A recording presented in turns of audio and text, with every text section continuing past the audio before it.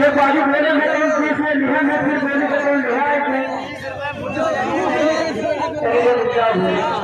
रात में साथ ये 20 रुपये इनाम तुम्हारे लिए गाना सुना दीजिए। केवल पीना बगिया नाचते हो राजा और भैया पैसा देने वाले आपने अपने अपनी जगह पे बैठ जाए, हम सबके पास आएंगे। इतना जल्दी मत करिए, आराम से पैसा बढ़ाओ, आराम से लड़का लिखाओ।